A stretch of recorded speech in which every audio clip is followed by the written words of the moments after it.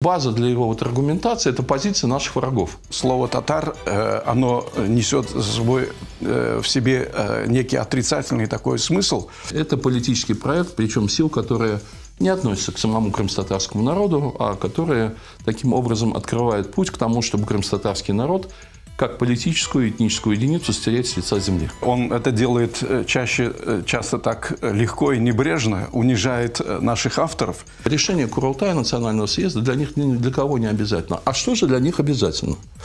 Мы так в штыки принимаем имя своей родины. Я крымский татарин, у меня тут дискуссии нет. Дискуссия начинал Бекир Ага.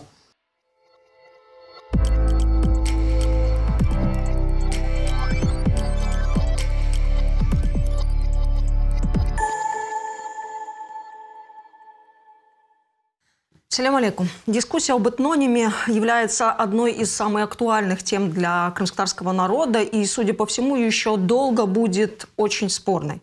Но хочется цивилизованного и аргументированного разговора, именно поэтому сегодня у нас двое ученых, представителей полюсных точек зрения по этому поводу, и посмотрим, к чему приведет эта дискуссия.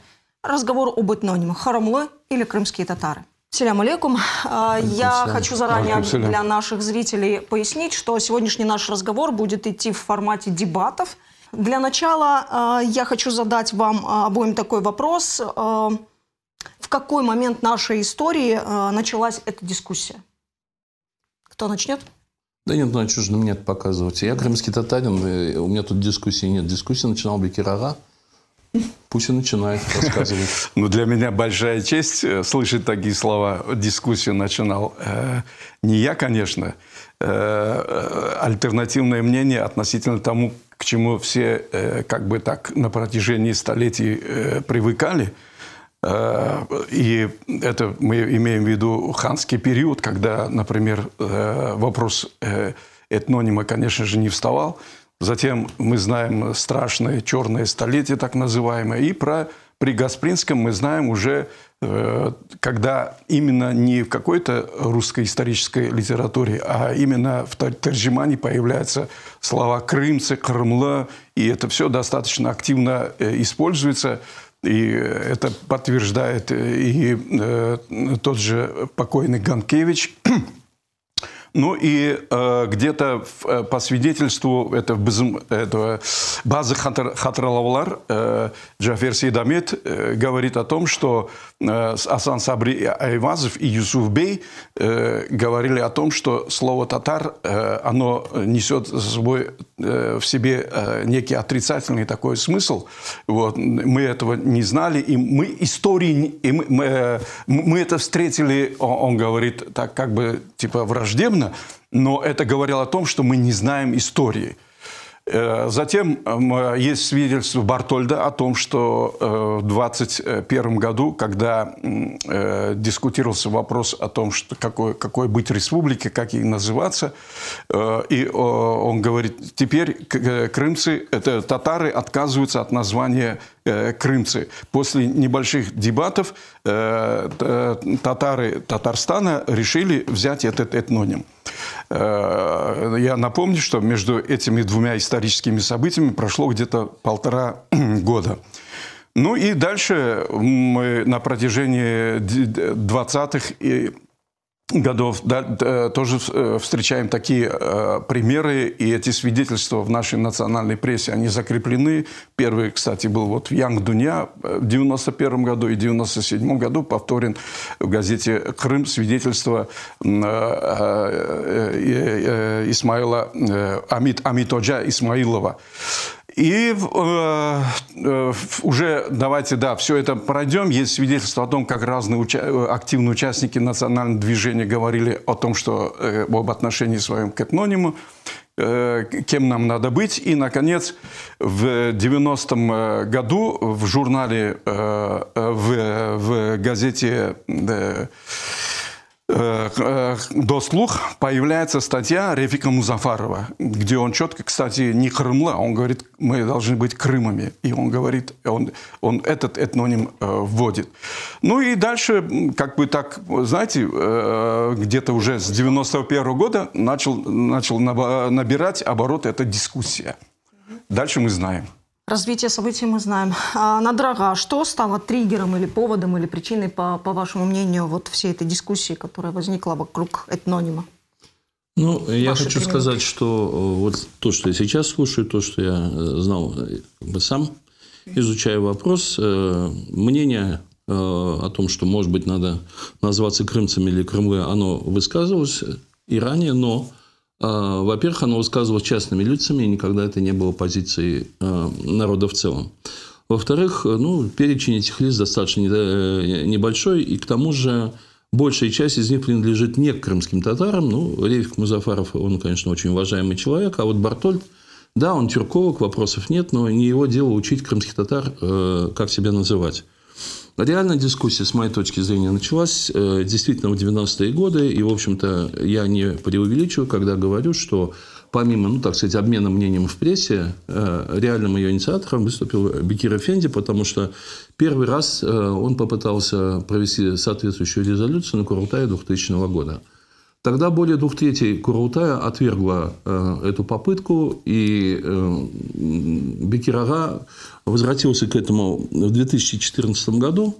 Все помнят, это была последняя сессия нынешнего Курултая, 29 марта. Понятно, что 29 марта 2014 года – это такая дата, когда крымско-татарскому народу было о чем думать и чем заниматься. Там главные проблемы стояли куда как другие. Тем не менее, буквально на последние, может быть, полчаса или даже меньше, Бекир Эфенди вынес резолюцию о том, что надо переименоваться. И вот ответ Курултая был такой.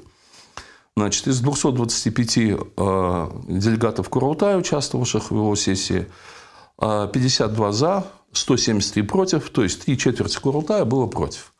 Я смотрел это в прямой трансляции, и меня поразила реакция Бекира Эфенди, потому что когда сосчитали голоса и была понятна позиция 3/4 Курултая, вместо того, чтобы сказать решение принято, хорошо, я понял, тем более, что это повторный с интервалом 14 лет голосования Курултая, он сказал, что по-крымстатарски это было так. Значит, айса без чалшмавра дилама термос. То есть, мне эта позиция совершенно непонятна. То есть, что ж, будем продолжать наши попытки или действия. Для человека, который является делегатом Курултая, который дважды пытался на Курултае провести это решение, который получил совершенно определенный ответ, потому что 3/4 делегатов национального съезда, это, знаете, это позиция народа. Вместо того, чтобы сказать, хорошо, я понял, я принимаю, мы будем продолжать. То есть, мне совершенно все равно, что вы тут решили Курултай, я буду это делать и продолжаю делать. И книжки там, и все остальное.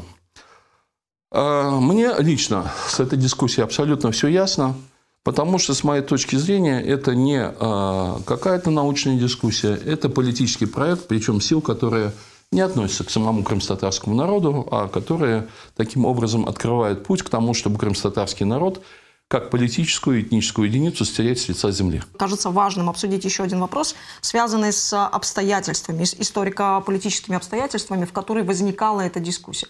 Почему? Потому что, собственно говоря, дискуссии, споры об этнониме, ее стартовая, скажем так, позиция у нас как-то идет в отрыве от контекста. Да? Мне интересно, почему это стало внезапно актуально, почему, в какой момент волна обсуждения, скажем так, достигла своего какого-то апогея. И я хочу понять, собственно говоря, в какой ситуации мы находились тогда, когда актуальность этой дискуссии возникала. Бекир Ага. Во-первых, Бартольд всего лишь оценил, он никак своего участия в этом и своей симпатии в ту или иную сторону не проявлял.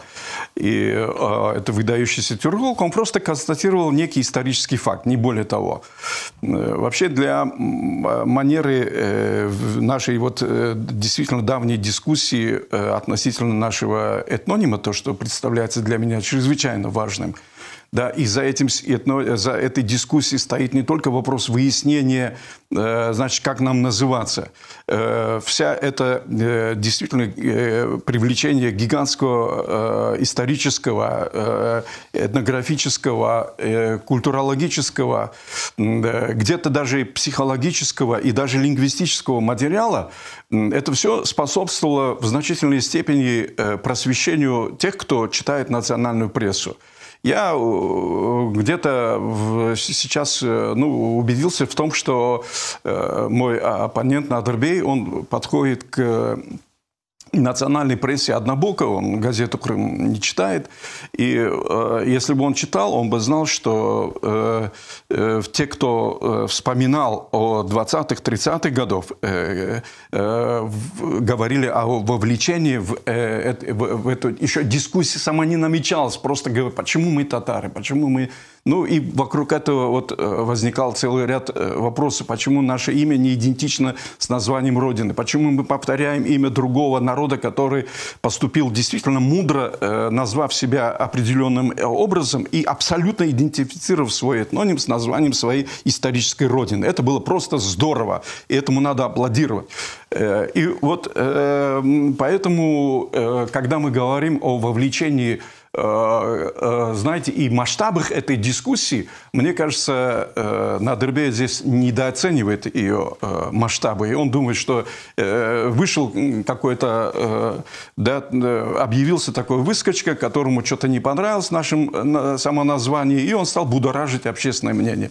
Это, конечно, далеко не так. Я уже в чем-то пришел к тому, что было в чем-то готовым к такому мнению, но уже до меня в национальной прессе шли очень достаточно бурные дебаты. Я пришел в газету «Дослух» в 1992 году, когда уже было там достаточно много публикаций на эту тему и достаточно авторитетных, интересных людей. И дальше уже просто, так сказать, локомотив уже этот, встав на определенный путь, он продолжил движение. Вот в этой книге, выпущенной 16 лет назад по итогам 17-летней дискуссии в национальной прессе, тут нет только «Голоса Крыма». Остальные издания тут, в общем-то, присутствуют, 2-3 издания есть. В основном, разумеется, газета «Крым». Здесь собрано, я вам скажу, примерно 270 публикаций. Примерно, тут есть и поэтическая его часть. Люди вот так эмоционально выражали свое отношение к тому, что у нас в смысле этнонима как бы так наболело. И здесь 104 стихотворения. А авторов более 100. И я вам скажу, что многие из них отягощены очень интересными такими, они статусные люди, они либо ученые, исследователи, либо общественные деятели, либо там, журналисты, либо наши писатели, которые тоже, понятное дело, очень неплохо разбираются в истории. И поэтому я хочу сказать, что это абсолютно не спонтанная и не единичная, а достаточно массовая вещь. И на Курултае просто там, когда вопрос наставился на голосование, за него проголосовали против гораздо меньше, чем назвал Надырбей сейчас. Надрага, ваша версия тех историко-политических событий, которые актуализировали тему и вообще дискуссию на тему этнонима? Я согласен с Бекир Эфенди, что это многолетняя кампания, которая как раз ведется в том числе и в первую очередь через газету «Крым» и персонально Бекир Эфенди. И поэтому, конечно же, энное количество людей, в том числе и 100, и 250, вполне могли поддаться этой пропаганде, потому что, собственно говоря, эта позиция, она направлена на людей, которые плохо знают и крымско-татарскую историю, и крымско-татарский язык, и другие языки. А, к сожалению, так получается, что действительно похвастаться к настоящему времени, что мы хорошо знаем свою историю и знаем свой язык хорошо и другие языки, не очень у нас получается. После... Я не буду сейчас говорить о цифрах, это совершенно официальные цифры. То, что Бекир Эфенди это оспаривает, я их не с потолка взял, они ему не нравятся, но понятно почему. Я вынужден вспомнить середину 2000-х годов. К сожалению, тогда очень трудно было записать что-то с экрана, когда идет. Это сейчас легко остановить, вернуться и так далее. Выступал тоже достаточно известный артист, который играл в то время, или репетировал роль президента Украины. Судя по времени, когда это происходило, это президентство Виктора Ющенко. И это как раз, напоминаю, время повторных погромов крымско-татарских, время погромов на кладбищах, крымстатарских, примерно вот эта эпоха. И вот он как бы имитирует, так сказать, размышления президента Украины, который ходит по кабинету и говорит, что вот там в Крыму неспокойно, туристический сезон, там какие-то сепаратистские настроения, еще что-то. Татары требуют Крым. И после паузы, дословно воспроизвожу, шаурму вам на палочке, а не Крым. Когда через несколько лет после этого в одном из своих тоже выступлений в 95-м квартале как-то там пошутил тогдашний артист относительно смерти отца Рамзана Кадырова, то на следующий день выступил Рамзан Кадыров, а еще через пару-тройку дней вот этот артист, он выступил и сказал, что ну, я вот неудачный, пошутил, меня неправильно поняли, я всех уважаю. Ну, то есть, там извинения последовали незамедлительно. По поводу того, что он татарам собирается дать шаурму на палочке, а мы все знаем, так сказать, второй фон, второе дно этого выражения, он не извинился до сих пор. Зато весь украинский сектор интернета, журналистика, политические деятели, общественные, вообще забыли слово «крымский-татарин». Не спрашивая нас, они нас называют крымцами. Там ни Курултай не голосовал, ничего. И вообще вызывает удивление, как это так люди другой национальности, представители другого народа в отношении нас выбирают, как нас называть, как, уже рассказывают, какие мы, какое у нас там было государство крымецкое и так далее. Относительно названий, значит, вот я надеюсь, потом покажете это материал из интернета, где говорится о правильном названии, русском названии жителей тех или иных регионов. Ну, это интернет. Причем один из аргументов сторонников крымцев заключается в том, что, дескать, вот есть крымчане, это жители Крыма, а крымцы – это, дескать, вот именно мы. Ну, дорогая, мы сейчас перейдем, давайте, ко второму блоку, и там вы сможете дать свои аргументы по этому поводу. Хорошо. Мой вопрос был в обстоятельствах, в которых... Обстоятельства заключаются в том, что в продолжении этой кампании определенные политические силы хотят стереть с лица земли само выражение крымстатарский народ и крымстатарская нация, потому что одновременно это снимает вопрос о самоопределении этой нации. Сагунас, прежде чем мы перейдем к, собственно, обсуждению ваших аргументов по поводу Хырымлы или крымские татары, я даю вам возможность обменяться репликами, буквально пару минут на это дело, и дальше мы переходим к сути обсуждения. Ну, здесь, опять же, он это делает часто так легко и небрежно, унижает наших авторов. А я хотел бы здесь сказать, да, Рефик Музафаров, профессор, Исмаил Керимов высказывался об этом однозначно, покойный Айдарагам Меметов, профессор. Да, еще какие имена нужны? Рустем Хаяли, первый наш доктор исторических наук. Вот истинный такой исследователь, в отличие, может быть, от некоторых других. Я так вот несколько так преференциально скажу об этом человеке. Он абсолютный сторонник этого самоназвания Крым. Поэтому, когда тут идет не то, что даже подмена понятий, а элементарное манипулирование, я опять же говорю, я знаю, он, может быть, этой книгой брезгует, но если бы он взял, посмотрел там цитаты, да, Юрий, я вас не перебивал. Прошу прощения. Юрий Османов, я исторически так, да, беру, Решит Медиев, Исмаил Гаспринский. Есть свидетельства и о Бекира Чубанзаде 30-го, относящиеся к событию 30-го года. И другие сотни таких случаев, сотни таких историй, которые отражены в этой книге. Просто я понимаю его, они у него вызывают у Надрабея такое глубокое раздражение, и он, бережа свое здоровье, да, эту книгу и наши публикации он не читает, он их игнорирует. И все строит вот на таких нелепостях, типа какой-то там президент, кандидат и в ролях, вот он так сказал, он так сказал. А я вам скажу, здесь много тоже цитат. Мы откроем, если начало 2090-х годов и далее тоже, да, что писала местная пресса, она нас из татарства этого не вытаскивала. Вот где уж действительно, понимаете, идет совпадение. Ни одно шовинистическое, коммуно-шовинистическое издание, ни один деятель из этой среды, он нас крымцами не называл. А нас крымцами называли кто? Валерий Вазгрин, Алексов Гайворонский, покойный. Да, нас называли, и здесь тоже есть другие наши друзья. Был такой, он был экскурсоводом, его выгнали в Хан-Сарай, Геннадий Самусев. Это Юрий покойный Мешков, не президент, а наш действительно искренний друг, который жил в Севастополе.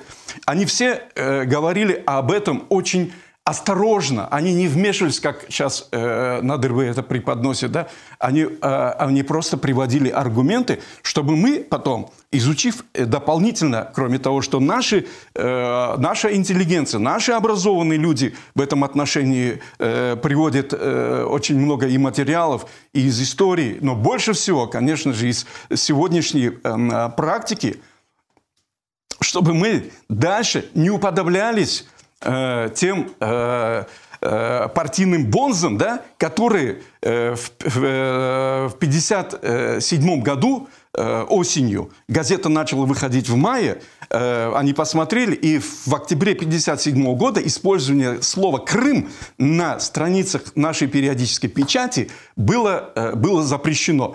И Аллах рахмет эйлесин, Тимур Навжи ставит себе в заслугу, что он в 1984 году вернул это имя на странице тогдашней Лени Байрага. Так вот, я задаюсь вопросом, да, а где тогда, о чем говорят и какой этноним предпочитают использовать наши откровенные и давние, и искренние враги, и что нам говорят наши друзья и наша, да, я так ее назову, светлая, научная и культурная интеллигенция. Пожалуйста, пусть мы это и пытаемся донести до народа. Как так получилось, что вы синхронизировались в своем выборе этнонима с нашими давними врагами? Я не синхронизировался с нашими давними врагами. Наши давние враги могут говорить про нас все, что угодно. Меня гораздо более беспокоят наши так называемые друзья, которые пытаются нас переименовать. Но относительно уважаемых авторов, тут действительно не время просто, мы не успеем. Ну вот, наверное, Исмаил Гаспринский, это, ну как он, по сравнению там с остальными авторами, уважаемый или нет? Русское мусульманство. Мы должны лишь указать теперь тот факт, что уже ныне в руках России находится до 10 миллионов тюрко-татарского племени, исповедующих одну и ту же религию, говорящих наречиями одного и того же языка, имеющих один и тот же социально-общественный быт и так далее. Бекир Чобанзаде. Вот буквально его стихотворение, тут о стихотворениях говорилось. Оно в 19 году написано. Называется «Татар Тюгульмен Дегенлерге». Татар Тюгульмен Дегенлерге. Это как раз сегодняшняя наша тема. Біз татар түгілміз, дей бүгін дөнме. С этого и заканчивается. Мен татар түгілмен, Европа куле. Это опубликовано, есть в сборниках Бекира Чобанзаде. Они изданы в Крыму, в нашей национальной библиотеке можно найти. Но Манчили Биджихан тоже, наверное, не последнее лицо среди крымских татар.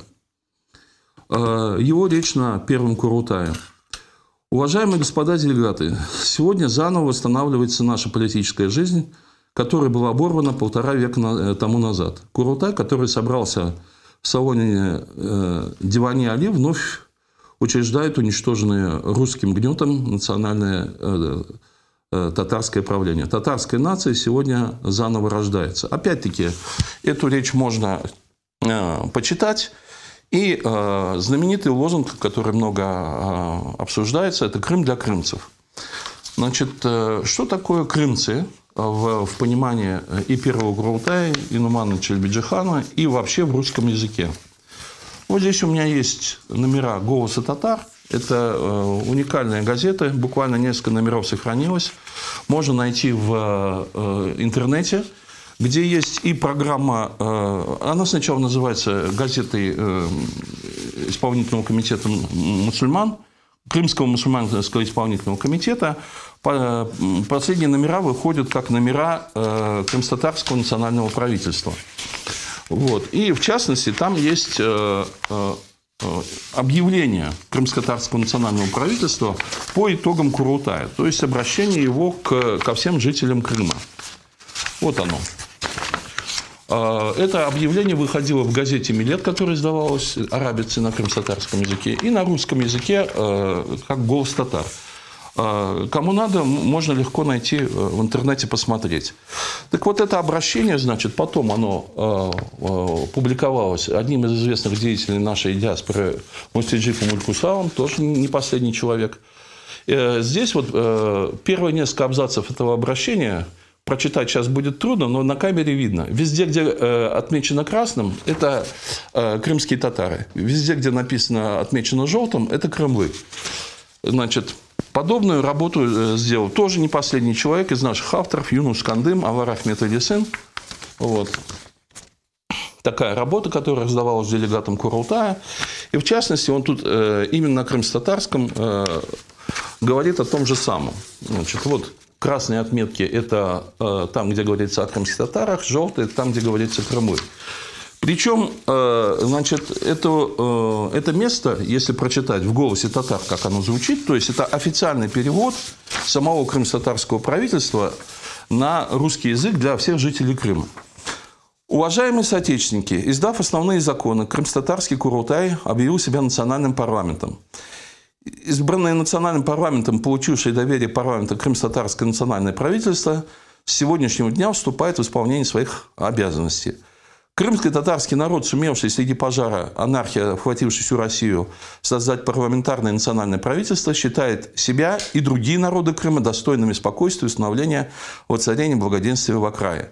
Вот это слово «крымлы» по-крымско-татарски здесь переводится совершенно официально. Это перепечатка оттуда. Как другие народы, живущие в Крыму.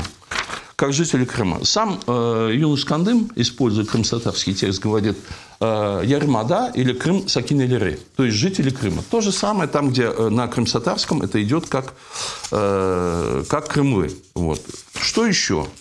Относительно того, как называться. Вот помимо того, что я показал из интернета, есть совершенно официальное издание. Это русские названия жителей. Слова и справочник. Специалисты по русскому языку, не по крымско-татарскому.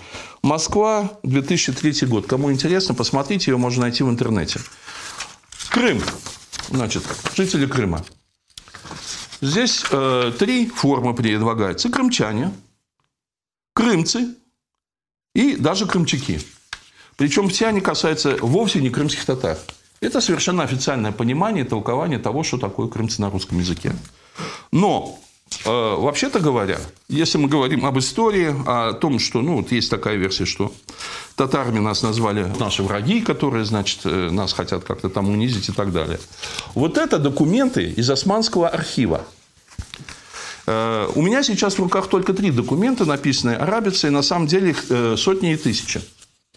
Вот один документ, значит, как видите, это просто вот копия. Красным выделено, ну, вот то, о чем я буду говорить.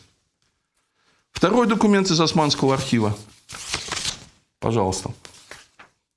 Третий документ из Османского архива. Таких документов 1000. Что это за документы? Первым, значит, документ, свидетельствующий о вручении подарков крымско-татарским принцам на Курбан-Байрам, датированный 27 марта 1607 года. Буквально на османском языке так. Хан и татарины Крым. Или на современном турецком Крым-татар ханлары. Даже не крымские ханы, а крымско-татарские ханы. Ну, речь идет о сыновьях хана. Второй документ. Прошение от 3 июня 1603 года. Быть осторожными. Это письмо кадиев из Добруджи турецкому султану о том, что будет проходить крымско-татарская армия. Они просят быть осторожными, чтобы не вытоптать посевы. Добруджа – часть Румынии нынешняя, и Болгарии тогда, часть Османской империи.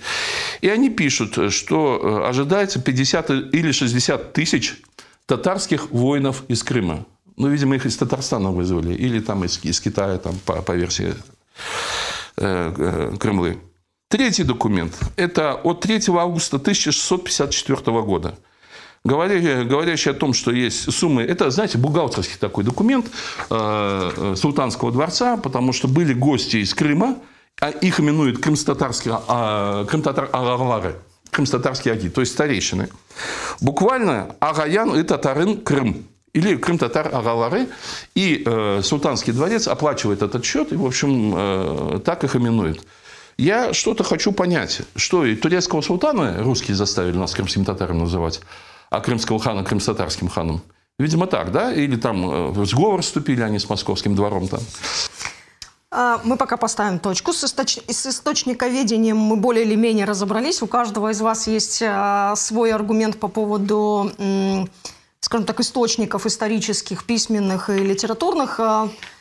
И я бы все-таки уже хотела, потому что вы уже переходите к документам и к сути обсуждения вопроса, я бы все-таки хотела начать эту дискуссию и про этнонимы. И прежде чем вы будете презентовать свою позицию, мне хотелось, чтобы вы эту презентацию начали с 3 аргументов, которые, на ваш взгляд, ну, скажем так, являются слабыми в позиции вашего оппонента. То есть несостоятельность, скажем так, позиции оппонента, а дальше ваши аргументы. Вопрос этнонима, он является в сегодняшней ситуации абсолютно политический. Если Надырбею интересна история, и он, как я вижу, в ней увяз, я хочу задать такой риторический вопрос, обращаясь к аудитории. Как можно называться именем племени, которое отстоит от Крыма на 7000 километров, и которое 700 лет назад было истреблено? И этот факт зафиксирован в сокровенном сказании о монголах, которое было издано уже через 14 лет после смерти Чингисхана в 1241 году. Русские его нашли, исследователи, в одном из бурятских монастырей в 1866 году. Это, конечно, стало сенсацией, но его издали только перед войной в 1940 году. И стало понятно, кто такие были, потому что они тоже дискутировали вопрос, почему не монголы, а татары, да? Откуда появилось, от Петра Наумова пошло это монголо-татар. Все, вот я на истории для меня на этом заканчивается. И как назывались наши крымские ханы, и каково было состояние знаний истории на начало 20 века и даже на середину 20 века, да, мы очень хорошо знаем. Один пример я привел, когда Джафер Сейдамет, образованнейший человек, признается, что тарихымыздың билмейміз. И еще одно такое свидетельство отношении уровня знания истории, когда наш выдающийся, вот да, имеющийся прямое отношение к Курултаю деятель, как Ахмет Озенбашлы, в своей Крым-фаджиасы начинает с того, что, повторяя вот эту русскую, ну, потому что он истории не знал. Если бы они все это изучили, они бы, наверное, говорили и писали. Это только гений Исмаила Гаспринского, да, подсказал ему, и он, вопреки сложившемуся мнению, активно использовал слово и крымла, и крымцы. Так вот, он пишет, что татарлар Крымға келділер 1223 сенесі. Повторяя вот эту, так сказать, мантру, с которой наши недруги связывают приход крымцев сюда, в Крым, и начало, так скажем, вот какой-то уже не славянский, не какой-то другой, а именно, беру в кавычки это слово, татарского периода истории Крыма.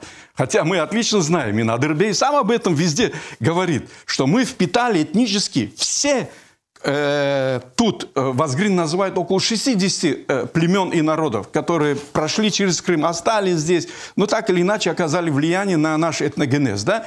И татар среди них категорически, этнически, вот таких вот биологических, физиологических татар, которые жили 4 или 5 веков, сформировались, и это племя было очень воинственное, где-то около пустыни Гоби, они в Крым не проникали. И получается, что мы в качестве своего этнонима используем это в довесок к тому, что откуда, где и как пошло имя татар. И мы используем это имя вопреки тому, что здесь прошли очень и были, собственно, крымские такие этнические субстраты, которые здесь сформировались. Но слово «Крым» Как бы мы к нему ни относились, что бы оно ни означало, Самойлов сказал, что это не подлежит разгадке по данным науки на сегодняшний день. Да? Мы должны называться, безусловно, именем своей родины. Тем более, что первое упоминание, это было до монгольской еще, когда говорили, Али перевел... турецкий литератор перевел поэму Махмуда Крымлы «Юсуф и Зулейха» на крымский язык. Это четверостишие, есть оно. Крым дилин гедерен деп оле шилер бар. Бу шилер олганда, да, и мы сейчас дискутируем о том, я удивляюсь, конечно, когда, понимаете, мы так в штыки принимаем имя своей родины и подменяем это в виде родина у нас прилагательная, да, прилагается так. А вот существительное у нас татарин. Крымские ханы, кстати, крымские ханы, да, не татарские. Мало ли их как кто-то назвал. Официально они идут как крымские ханы в истории. И крымское ханство, и крымский улус, и крымская наша республика. Да, там ее содержание, понятное дело, пытались подменять. Все, мы это всегда, конечно, и политика, она с историей взаимодействует. Но все же мы с вами говорим о том, что, да, как еще и Карамзин писал, и мы бұтын беласын башымызда көрдік, насыл адыңдан айрылдың ма, неге сен оғырайсың? В 1957 году, все, возвращайтесь на свои родные места. Кавказ, пожалуйста. Так, турки, месхетинцы, нет, у вас Турция есть, пожалуйста, в Турцию. Немцы, у вас есть Германия, крымские татары, нет, вот у вас есть Татарстан, езжайте туда. Вы в какой-то публикации сказали, это как-то пренебрежительно отнеслись. Вот здесь есть десятки свидетельств очень серьезных людей, начиная от Абликима Гафарова, когда он говорил, это все ловушка. Никто, чтобы в Татарстан не ехал, агитировали жестко и предлагали тогда. Но было даже собрание наших выдающихся деятелей, да, по тому измерению 5 января 1957 года, когда было такое предложение, прозвучало из уст Мухиддинова. Но он тоже понимал, что это бредовая вообще идея. Но и когда весь зал, там около 60 человек было, ветераны движения того, войны, в едином порыве сказали, нет никакого мы не татары, мы другие. И наша родина Крым, деп оле неткен эдлер, что айтхан эдлер. Теперь и очень коротко по вопросу Крымлы. Смотрите, вот я обращаюсь, мы на этот, вот вместо действительно того, чтобы выяснять, кем мы являемся, лучше бы вот этим вопросом занялись. Дело в том, что там, где существует этническая территория какого-то народа, катайконим образовывать категорически нельзя. Просто нельзя. Никакой ни крымлы, ни крымцы, ни крымчане, никто этими именами другие называться. Жители Крыма. Все. Как называются жители Бурятии, не буряты? Они называются жители Бурятии. Почему Крым так нельзя преподнести? Это и есть еще одно доказательство того, что Крым – это наша этническая территория, этническая родина, на которой мы сформировались и на каком-то этапе взяли это, извините, не то что, ладно, не скажу глупое, но абсолютно чуждое, я уже сказал, да, которое отстоит дүнияны бір көшесіне, ұзақ бір көшесіне олған этноним аламыз да өзімізге yapıştıramыз. Бұл кейікші дегіл ме, более бақанжақ болсаң? И последнее. Смотрите, да, вот здесь живут они, крымские корейцы, крымские чукчи, крымские французы, крымские евреи, эстонцы и так далее. Их очень много. Сколько тут народов? 60, 100, 200, 1000. Они все живут тут, и это нормально. Это диаспоральный топоним, извините, обозначение, термин. Это термин из как бы этнографии и этнологии. И да, очень интересная ситуация складывается. Тут проживает, на момент, кстати, нам было запрещено сюда ехать, а когда мы уже, началось массовое возвращение наше, здесь жило 14 тысяч татар. Я их не называю ни поволжские, ни казанские, это чисто, они татары. Официально, по всем документам, везде, исторические и политические, они татары. И Казан, Мазан, тут не надо никаких прилагательных. Вот те из них, которые жили здесь, в этом ряду, который я назвал, этнографических и этнологических определений, кто они? Конечно же, они крымские татары. татары, живущие в Крыму, соответственно. И другой, понимаете, сейчас быть нам, крымскими татарами, это действительно вводить в жутчайшее такое, как бы, башларна ляндермага, смятение всех наших друзей по всему миру. Я с этим много раз, Алла топедеба, я неоднократно много раз сталкивался с этими случаями, когда, общаясь с иностранцами, нашими гостями и здесь, в Крыму, и за границей, да, когда они нас пытались, так они понимали ситуацию, что мы есть тут как бы вообще-то диаспора большого татарского народа, и нельзя ли нам в этом контексте немножко так о своих правах, да, умалкивать, да, и говорить только с точки зрения прав национальных меньшинств и того, что мы не можем назвать ни в каком контексте коренным народом. Вот, да, и я хочу сказать, что вся история, есть и очень сильные исторические аргументы, но это вторично. Поэтому вся эта, извините, это макулат, это интересно для историков, не для того, чтобы защищать позицию Крымла, вот, или крымцев, или Крым. Все остальное – это наносное, чуждое, и действительно льющие воду на мельницу наших современных недругов. Поэтому, еще раз, я этим заканчиваю. Да. Все прошлое – это очень интересно, конечно, но это для историков. Давайте исходить из политической целесообразности, из политической ситуации и из того, что каждый, кому не лень, пытается, пользуясь тем, что мы как бы татары, живущие в Крыму, использовать это в своих интересах и показать, что в Крыму нет коренных народов, Крым – это интернациональная территория, здесь издревле жили сотни народов, миллионы, и поэтому там молчите в тряпочку, а если не хотите, езжайте в лучшем случае в Татарстан, а еще Шувайников нам предлагал в одно время ехать на Алтай и дальше туда до Гоби. Но мы все равно остаемся здесь, несмотря ни на каких Шувайниковых. Разумеется. Дорога, ваши три аргумента несостоятельности позиции оппонента и, собственно говоря, ваше изложение, видение этнонима «Крымские татары». Ну, тут у нас, наверное, по трем аргументам не получится, потому что Бекир Эфенди задевал довольно разные вещи. По-моему, там было больше, чем 3 аргумента, но я попытаюсь кое-что разобрать. Ну, например, что люди должны носить название того места, где они там живут, да, коренной народ. Это не единственный случай, ну, вот опять как раз из того, что вот именно по этому аргументу, это не единственный. То есть контр там много. Я один пример приведу. Коренным народом Камчатки, которые в России называются Камчатской областью, являются ительмены. Ительмен, ительменка, ительмены.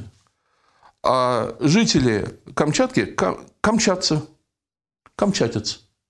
То есть, если мы берем другие, допустим, государства, Бельгия, в настоящее время белгов нету. Это народ, который существовал в раннем Средневековье, который давно исчез, ну, вот как этническая единица с карты Земли. Но они там были германоязычный народ, они смешались с другими. Сейчас в Бельгии живут 2 народа – валлоны, они франкоязычные, и фламандцы. Вот если говорить об этническом названии. Если говорить о современности, то вот я созвался на Мусиджи Пулькусава, значит, у него книжка не в 40-м, и не в 45-м, и не в 60-м вышла. Вот эта книжка – это 80-й год.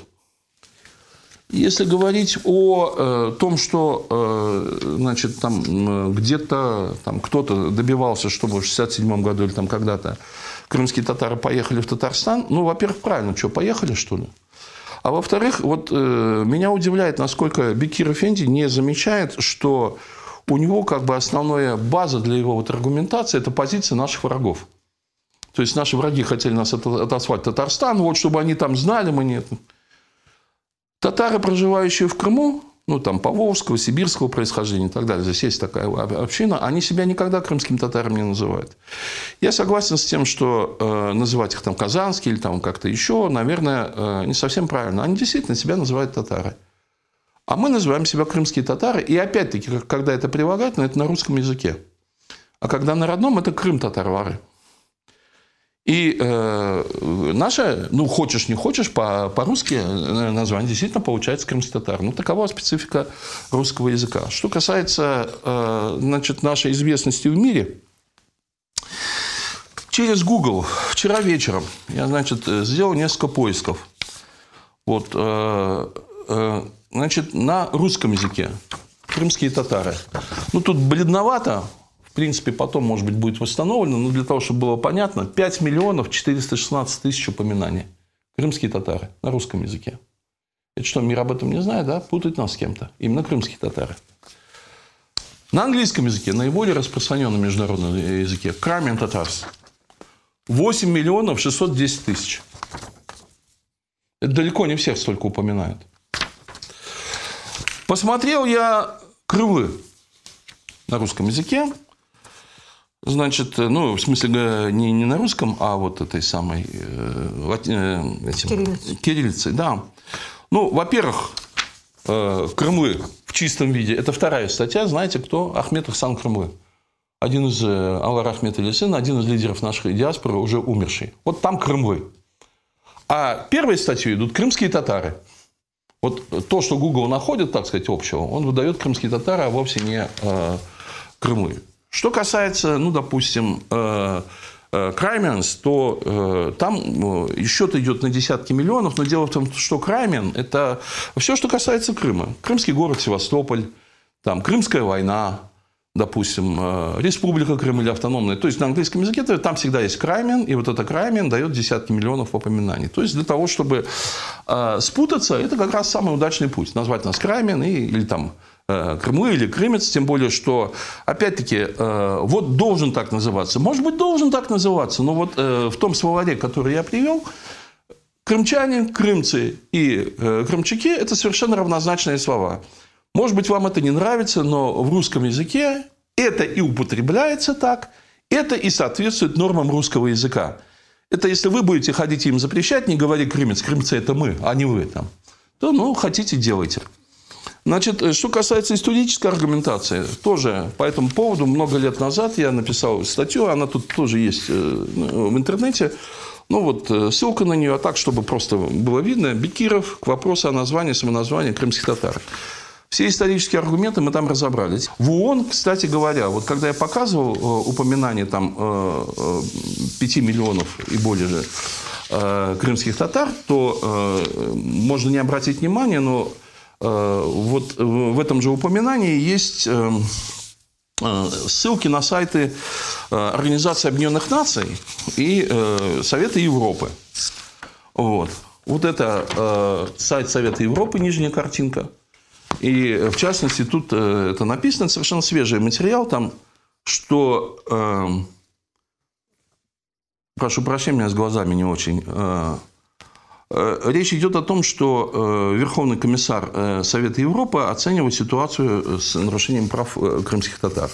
Это буквально там 2-летней давности документ. Это сайт ООН. Кстати, тоже на русском языке, ну, на английском, само собой. И опять-таки речь говорит о том, что офис Верховного комиссара теперь ООН, это официальный документ, можно найти, посмотреть, оценивает ситуацию с положением крымских татар. То есть, наше наименование крымских татар, оно хорошо известно в мире не каким-то случайным людям, оно известно международным организациям.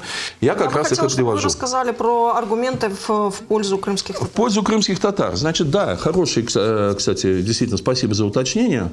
Вот смотрите, сейчас, ну, на русском языке есть два близких слова – турки и тюрки, да? Так вот, мы знаем, что сейчас население Турции – там 60 или 80 миллионов, оно официально именуется турками, но 85. На турецком языке это называется тюрк. Да? Угу. Вот. И что интересно, тюрки в истории человечества, народ или совокупность племен с этим названием появляется где-то там в 4-5 веке нашей эры, тюркский каганат довольно известный, восточный, западный и так далее. Что интересно, потом многие народы, и средневековые, и современные, которые сейчас существуют, они изначально и вообще даже сейчас, как свое собственное название, тюрк слово не используют. Тем не менее, они как бы согласны с тем, что они относятся к тюркской языковой, там, культурной семье. Да, есть народ, который себя прямо-таки называет тюрк. Причем, если говорить о смешанном миксе происхождения, то если посмотреть нынешнее население Турции, те, кто называет себя турками или тюрками, да, если по-татарски или по-турецки, это совершенно очевидно, что это не просто потомки сельджуков там, или гузов, которые там 6-7 веков назад перешли византийскую границу и дожили до наших времен, а всех остальных уничтожили. Нет. Это как раз современная турецкая нация, это результат синтеза, как, собственно говоря, вот этих, причем сельджуков, которые себя тоже тюрками называли, так и местных народов, локальных к этому, в том числе и эллинов, греков, в том числе и лидийцев, потомков и так далее. Вот, тем не менее, их совершенно не беспокоит, что слово «тюрк» возникло в V веке, и что к ним непосредственно оно с ними не увязывается. Прошла такая традиция. Что касается как раз вот этого. Есть такой очень интересный источник, он тоже исторический, что Бекир Эфенди может не понравиться. Это в начале XIV века в Крыму, в Феодосии, в Кефе ряд монахов, миссионеров из Западной Европы создают словарь, кодекс куманикус, то есть словарь половецкого языка, куманского языка. И в этом словаре, представьте себе, есть слово «татар». То есть, в словаре кыпчакского языка кыпчаков, половцев, которые, казалось бы, вот только что воевали там с Золотой Ордой, Золотой Орды тогда не было еще, только что воевали с монгольским нашествием и так далее, они совершенно спокойно в своем языке употребляют слово «татар». Знаете, что он означает? Они его переводят «татар», «тюрк», «тюрква». То есть, татарин – это тюрок, тюркский. И слово «Крым» появляется в Крыму только после, как ни крути, монгольского так называемого нашествия. Это столица, Эски Крым, появляется тоже. Я согласен, очень сложный вопрос, что оно означает по сути, но то, что оно появляется в период Монгольской империи и Золотой Орды, нет никаких сомнений. Что касается, значит, того, что вот опять-таки наши враги. Недавно вышел учебник под руководством, там, кто он, министр образования или что там, просвещения, Мединский, где, в частности, упоминались, был такой эпизод, что вот, репрессировали народы в Советском Союзе, потому что они сотрудничали с немецкими оккупантами, по этому поводу был протест чеченского парламента. Но, кроме того, надо обратить внимание, что там развивается такая версия, что татар как таковых не было, а это, значит, название, данное русскими населению там, Золотой Орды. И только в более позднее время, как вот Бекир Эфенди тут говорит, там, кто-то принял это название, видимо, под русским влиянием. Наконец, последнее. Есть упоминание об истреблении татар там, в ранние годы правления Чингисхана, но есть множество упоминаний о том, что некоторые жены Чингисхана были татарками, и что татары участвовали в монгольских походах. То есть, вероятно, был какой-то кровавый эпизод, когда, надо понимать, что народы тогда не представляли целостных наций. Это были союзы племен, и поэтому часть этого племени могла жить в одном месте, часть где-то подальше и так далее. Я не могу ручаться, так сказать, руку на отсечение дать, но судя по тому, что есть упоминание об уничтожении татар, и есть более поздние упоминания о участии татар в войсках монголов, это, значит, или так, в татарских войсках. И, кроме того, дети и внуки Чингисхана были от татарок. Вот, то это само собой отвечает на вопрос, что их не всех убили. И не все, видимо, были врагами. Что касается того, что вообще этноним татар или слово татар встречается сейчас среди племен хорезмийцев, например, не хорезмийцев, а так называемых хазарейцев, народ тюрко-монгольского происхождения, который ассимилировался, говорит сейчас на персидском языке. И слово татар встречается в названиях, племенных названиях многих других народов. Поэтому единственное упоминание там, в какой-то отдельном источнике, но к нему надо относиться, как всегда в истории относились. Относительно того, что это какое-то старое там название, да, старое название, были татары, точно так же, как тюркский каганат, это вовсе не нынешние турки. Даже в XIII веке татары для самих половцев это был синоним тюрков. И татары уже в это время были обобщающим названием для всего тюркского населения Монгольской империи, Золотой Орды, которая в них ходила. И кыпчаки, которые, часть, не все, А часть, которая воевала против татар на Калке, потерпела поражение, 50 тысяч ушло в Венгрию по историческим источникам. Остальные остались и к татарам относились совершенно спокойно. Сагунс Надрага, смотрите, прежде чем вы обменяетесь репликами по этому поводу, у меня к вам такой вопрос. Вы оба используете аргументы, опираясь на высказывания тех или иных важных для нас персон, будь то Гаспринский, будь то Чубанзаде, будь то Сабри Айвазов там, и так далее, и так далее. Это и в ваших материалах, я, готовясь к этому разговору, прочитала. Но, например, я нашла и в книге про Бесхарымлымыс, мы крымцы, и вы, Надрага, только что прочитали, вы оба опираетесь на высказывания Исмаила Гаспринского. Вы приводите это как аргумент в пользу этнонима «крымские татары», вы, в свою очередь, на страницах книги обозначаете его позицию как аргумент в пользу этнонима Харымлы. Передо мной два кандидата наук. Вы точно знаете, что такое методология исследования. Насколько корректным использовать те или иные, скажем так, высказывания авторов без привязки к историческому контексту?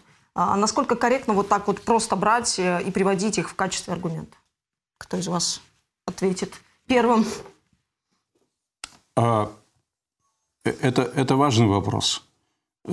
Гаспринский мог вообще, исходя из своих представлений о мироустройстве, о прошлом нашего народа, о процессе этногенеза и так далее, он мог все свои материалы, где и в газете «Терджиман», и собственные статьи, мог бы, конечно же, использовать исключительно имя, этноним Крымла или крымцы. Но тогдашняя ситуация, вот этот исторический контекст, он, конечно, был не в пользу этого, понятное дело. И народ привык, и в быту все, как и сейчас, кстати, никаких крымских нет, это Крым. Кстати, слово «Крым» – это все-таки сифат, поверьте мне. Если это делать существительным, то надо писать «Крымның татарлары». Спросите у лингвиста, филолога, знатока крымского языка. Вы сказали методология, это как бы некое такое теоретическое, что ли, обоснование того, о чем мы говорим. И здесь я хотел бы так сразу как бы подойти и обозначить некоторые моменты так дифференцированно. Да, мы четко выделяем в этом вопросе, и не надо вот как раз перескакивать с одного на другое. Есть четкий политический, есть исторический аспект, есть социальный и лингвистический аспект, есть наиболее ярко выраженный социально-политический, конечно же, аспект. И вот этот аспект мы как раз в меньшей степени сейчас затрагиваем. И, конечно же, проще всего в такой дискуссии уходить в прошлое, проводить какие-то документы, цитаты, что-то. Но тогда жили совсем другими понятиями. Тогда много чего недопонимали. Тогда никакой ни терминологический аппарат, ни знания. Это все было о прошлом. Это все было так, очень в общем виде. Поэтому это серьезный вопрос. Поэтому, знаете, вот сейчас я могу сказать, что да, мы пытались этот вопрос решить больше как бы так на основе здравого смысла, на основе каких-то чисто таких логических, вот как я сейчас до этого говорил, да, понятий. А выстраивать методологию и чисто, ну, я не знаю, хотя здесь насколько может быть какая-то научная парадигма срабатывать, когда все с нашей точки зрения все очевидно. Но если наша полемика, она не будет развиваться в русле, как я уже сказал, вот, да, обыденного такого сознания, понятия и восприятия и прошлого, и политического нашего положения, тогда, наверное, да, придется, знаете, тут больше уделять внимание теории вопроса. Сагунс. Надрбей, насколько корректно? Ну, начнем с языка, хотя сразу должен признать, что, конечно, Бекир Ага, он просто специалист по филологии, поэтому тут несколько трудно с ним спорить, но вот это выражение по-крымсатарски «крымның татарлары», оно как раз больше относится к татарам, которые живут в Крыму. То есть татары Крыма, можно так перевести, татары, принадлежащие Крыму, это аффикс принадлежности. Крым-татар-варе – это устойчивое словосочетание, а фактически даже одно слово уже в нашей речи превратилось в крым-татар, даже у нас его не разделяют. Поэтому, значит, говорить о том, что это вот цейфат, я думаю, что это вопрос спорный. Что касается, значит, мне очень понравилось вот это обоснование, что мы пытались руководствоваться здравым смыслом и так далее. Но, судя по всему, видимо, не получилось, поэтому мы переходим не к здравому смыслу, а к нынешней политической ситуации, и нашим перспективам. Как раз я об этом и хочу сказать, что если говорить о фактическом положении дел в нашем народе и ситуации с нашим народом, она, конечно, далека от идеальной, безусловно. Всем хочется большего и лучшего. Но с точки зрения того, что крымские татары известны в мире, активно участвуют в этом, наша турецкая диаспора где-то на 90 более процентов себя считает крымскими татарами абсолютно. Значит, и, разумеется, у нас есть проблемы, которые нужно решать. Оставаясь крымскими татарами, именем, которое поддерживает огромное большинство нашей диаспоры, которые, кто 200 лет назад, кто 150, кто 100 уехал из Крыма именно в качестве крымских татар и сохраняет свою идентичность там, причем не только в Турции. Там какие-то последние поколения, совсем небольшие, которые действительно уехали сколько-то лет назад по своим экономическим интересам и так далее, они могут, конечно. То есть, просто исторические аргументы, так получается, они нужны о них забыть, оставить их в прошлом. Кто-то что-то не понимал, почему нет, конечно. В принципе, кто-то что-то мог не понимать, но не весь народ про себя в целом. А что касается современной политической ситуации, то у нас, безусловно, есть приоритеты. Это добиваться признания права на самоопределение, это обеспечивать наши права и на международном уровне, и на любом внутригосударственном, как бы это государство ни называлось. И вот на этом фоне, такие бешеные силы, такие бешеные усилия направлять на то, вместо того, чтобы заниматься защитой прав нашего народа и его будущим на переименование, по-моему, это точно растрата сил и средств совершенно ненужная. У меня к вам двоим есть такой вопрос. Меня всегда смущает, когда та или иная страна приводит в качестве аргумента перевод, будь то на русский язык, будь то на английский язык и так далее. У немцев есть как минимум 4 названия, включая само название, да? И у многих народов по 2-3 может быть название. Мы знаем, что чеченцы себя не так называют. И далее тоже, да, можно продолжить этот ряд. Поэтому мы, конечно же, прежде всего должны думать о том, как называться самим и представлять свою эту волю внешнему миру. А мир как уже дальше будет называть? Да? Мы знаем, что японцы себя тоже Джапан не называют. Или какие-то версии от корня этого слова. И в этом смысле не надо особо переживать. Ama siz bağışlarsanız şimdi böyle bir ne diyeyim? Benim için o çok mühim mesele değil. Ең мөһиме башта өзімізге келмеге, бір құласаға, бір нәтижеге. Мен айтмаға істейм, бетте бізде бір вақыт милли әрекетте де тұрмаған. Бұл бірінші мәселе, онен соң образ. Бұл нәрсе керек еді қайтпақын түшінмеге.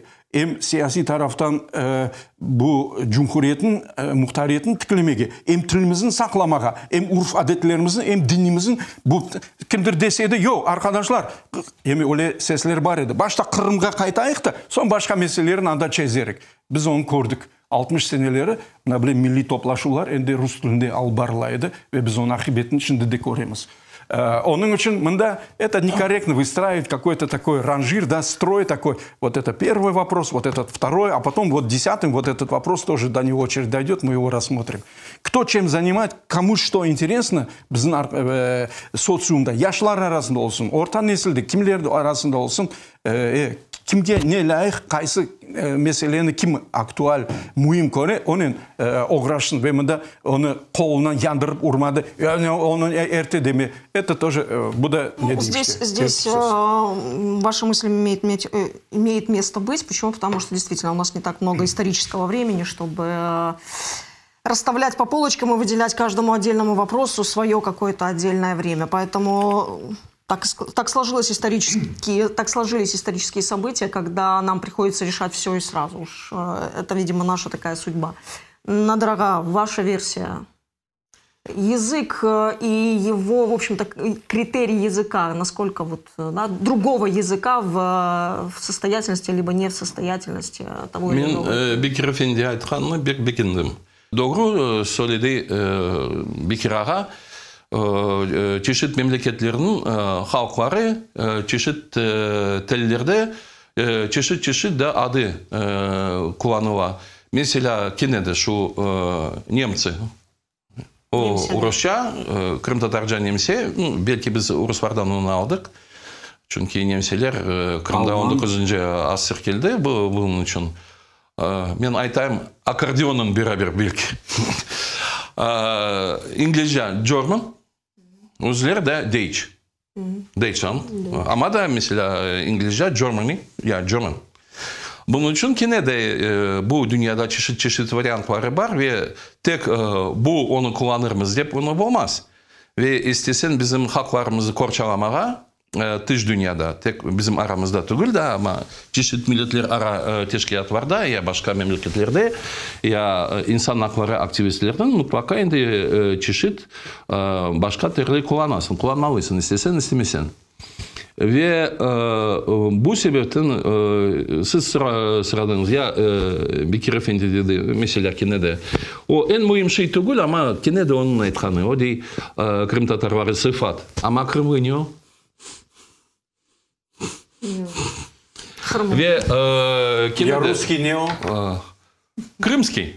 Есть субстантивированный прилагательный. Tamam, şimdi şu filoloji hakkında laf etmemiz, ben sadece örnek göstereyim de. Ve benim için mesela, ne day o Rusça bulayken, benim hiçbir zaman mühim ya meraklı bir sual tügüldü. Tamam. Епсибір бізде бір нокта қоймақ керек. Оның үшін бұл субъект, бұл дискуссия ненен, білмеймін, насың финалы olacak. Ненен бітірeceğimiz бұл дискуссияны. Сонында біз әм Қырымлы дейміз, әм Қырым татарлар дейміз, ама сонында не olur? Асылы бір ноқтая кемей olurмыз, жоқ ма? Ортаға түше, ана біз айырыламыз, ана душман оламыз, ана арамызда керекім бөле бір дава шығарма, бұл дава дегіл. Мені достарым арасында да бар, мен білмеймін, Надырбейін достар арасында ve öyle bir konuşkan insanlar arasında var mı Kırım'ın tarafında? Meni dostlarım arasında Kırım Tatarlar var ve siz onların pek yaxşı bilesiniz. Benim tek misal için sınaverin getir. Ve ila var öyle söyle. Lakin biz bu diskussiya başlanganda da kitkende de birbirimizin boğazımızga yapışmadık. Bizim gazetemizge eğer de muellif yazma Kırım Tatar, biz onu dokunmayız. Biz telefon etip aytmayız. Mümkün mü değiştirmege? Bu meseleye pek tolerant bakamız aslında. Evet, ne diyeyim, bizim bu tertip eticilerden birisi İzzet Ağa ve ekste rahmetli, Allah rahmet eylesin ve Nuri Ağa Abdullayev, o da gonceleri patlamadı, ne yapayım diyeyim. İşte onu vurup patlatayım. Yok evet, yok. Onun için gerek tek kendi işte, ne diyeyim, sözle tesir etip, avleken de kondurmak vasıtasının başka yol yok. Onlar misal için ben pek razım. Nadir Bey, kim bu vakit gece gençler arasında misal için ayta kaysı onu pek rahatsızlayanda gençlerge tırışsın bu ozu begingen etnonim da ama bizge de yasak etmesin, biz de tırışayı. Çünkü bunun ardında ben de başında ettim. Tek etnonim meselesi değil. O çok daha başka meselelerin açar. Ve o hakikaten de bizim milletimizin arasında gelecekte de belki daha başka böyle bir diskusyon meseleler çıkacak. Ve biz bu münakaşalar devamında birbirimizin medeniyetke öğretemiz. Belli bir kaidelerge özümüzün böyle bir sivil halk olarak görsetmeye tırışamız. Nadir Bey, nenin Финал насыл бізде olacak. Sonunda bir adını taparmız özüne?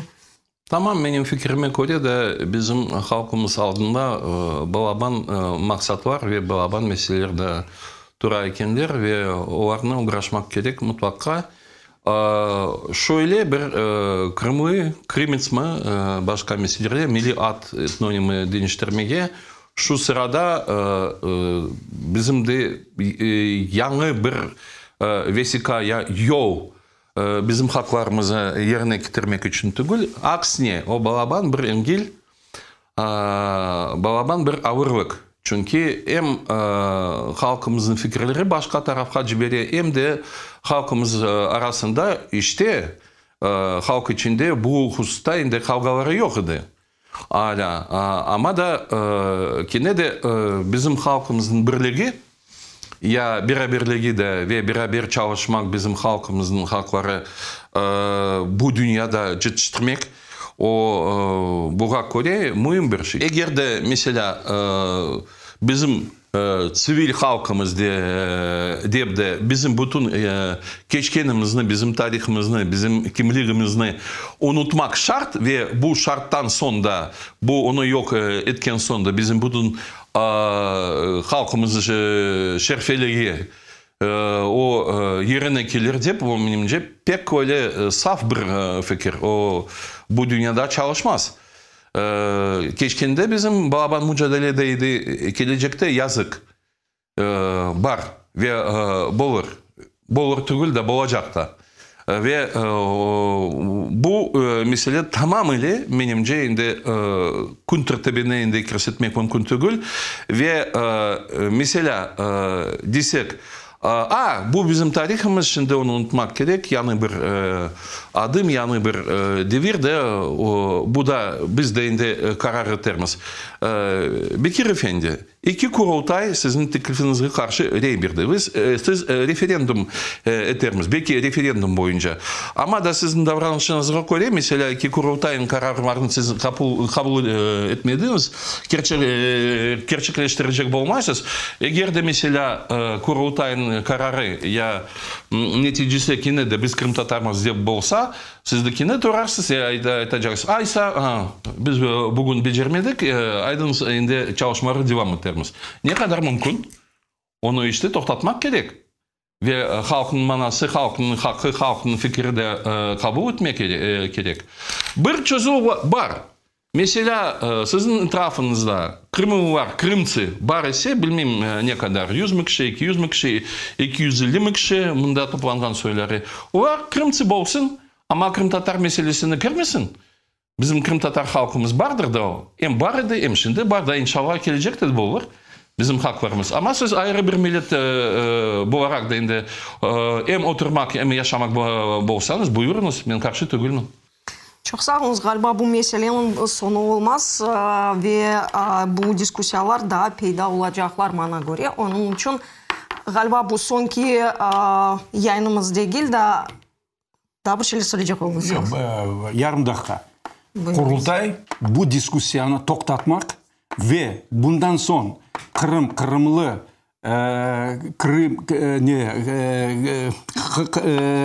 Kırımız sözlerini işletmemek karar kabul etmedi.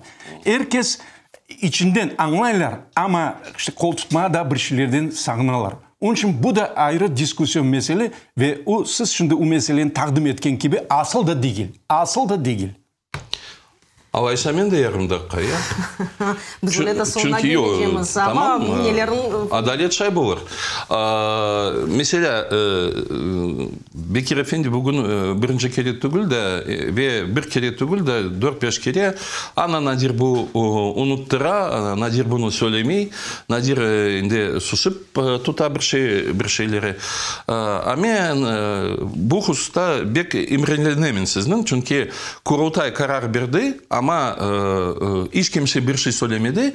Siz kurultay delegelerin tarafından söylemegen şeyleri bileykensiz. Tamam? Yaxşı, çok sağ olunuz. Galiba bu diskusyada devamlı olacak ve bu meselede de biz bir nokta koymaya olmayacağımız. Umut etem, biz gelecekte bir çaresini tapıp, bir бір ноқтая кемeye чареміз olur иншалла. Çok sağ olunuz, görüşкенде.